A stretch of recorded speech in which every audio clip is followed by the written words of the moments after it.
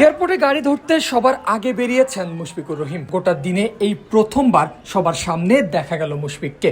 বাকি পুরো সময়টায় এত আলোর ভিড়ে তিনি খানিকটা ছিলেন আড়ালেই, হয়তো দলের সবচেয়ে সিনিয়র সদস্য বলে কথা। তবে সামনে না এলেও রাজশাহী ওয়ারিয়র্সের ছাদ খোলা বাসে করে ট্রফি সেলিব্রেশনটা মনে প্রাণে উপভোগ করেছেন মিস্টার ডিপেন্ডেবল। ছিলেন এক ইতিহাসের নীরব সাক্ষী। সোমবার সকাল 10:30 থেকেই শাহ মাখদুম বিমানবন্দরে কয়েক হাজার মানুষের অপেক্ষা। কেউ এসেছেন রাজশাহী ওয়ারিয়র্সের জার্সি গায়ে, কেউ আবার ব্যাটের আদলে বানানো ফুলের তোড়া হাতে।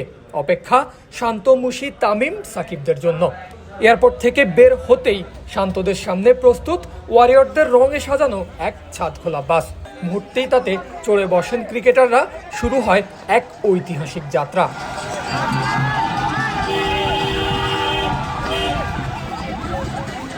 দেশের ক্রিকেট ইতিহাসে এই প্রথম কোনো দল এভাবে ঘটা করে ট্রফি সেলিব্রেশন করলো। হাজারো মানুষের ঢল নিয়ে এয়ারপোর্ট থেকে যাত্রা শুরু হলেও রাজশাহী শহরে প্রবেশ করতেই সেই ঢল হাজার থেকে লাখে রূপ নেয়। নাজমুল শান্ত রাজশাহীর ঘরের ছেলে, তাই তো ট্রফিটা সবাইকে দেখানোর তড়িঘড়ি যেন তারই বেশি। সবচেয়ে বেশি এক্সাইটেড যেন রাজশাহী ওয়ারিয়র্সের ক্যাপ্টেনই। ট্রফিটা বেশি সময় নিজের কাছে রেখেছেন তিনি।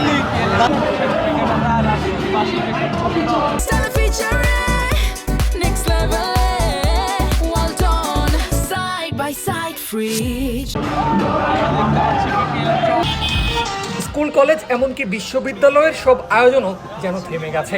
রাজশাহী শহর তখন একটাই নাম জানে, আর সেটা ওয়ারিয়র্স। ইতিহাসের এই মুহূর্ত ধরে রাখতে মুঠোফোন তো ছিলই, এক সময় আবেগে ভেসে গিয়ে টি শার্ট খুলে সেগুলো ক্রিকেটারদের দিকে ছুটতে থাকেন রাজশাহীবাসী। ওয়ারিয়র্স ক্রিকেটারদের দিকে ছোড়া সেই ভালোবাসার দৃশ্যই যেন বলে দেয় রাজশাহী ওয়ারিয়র্স শুধু ইতিহাস তৈরি করেনি, তৈরি করেছে একটা কালচারও। খেলোয়াড়দের দিকে জামা কাপড় ছুড়ে দেওয়ার এই দৃশ্য এতদিন আমরা দেখেছি মূলত পশ্চিমা স্পোর্টস কালচারে, যেখানে খেলোয়াড়রা সেগুলোতে অটোগ্রাফ দিয়ে আবার ফিরিয়ে দেন জনতার দিকে। আর এখান থেকেই গল্পটা যায় শেষের কথায়। শেষ হয়েছে নাজমুল শান্তদের ছাদ খোলা বাসে করে ট্রফি সেলিব্রেশন। বিপিএলে প্রথমবারের মতো এবারই অংশগ্রহণ করেছিল দলটা। আর প্রথম ম্যাচেই শান্তর সেঞ্চুরির মধ্য দিয়ে শুরু হয়েছিল একটা ডমিনেশন, যেটা সমাপ্তি ঘটে শিরোপা জয়ের মধ্য দিয়ে। প্রথমবারেই শিরোপা, তারপর সেটা সেলিব্রেট করতে দর্শকদের কাছে নিজের বিভাগীয় শহরে নিয়ে আসা। যেখানে যে ভালোবাসাটা তারা ডিজার্ভ করতো সেটাও তারা পেয়েছে। তবে শান্তরা চলে গেছেন, কিন্তু রেখে গেছেন একটা ইতিহাস, তৈরি করে গেছেন একটা কালচার।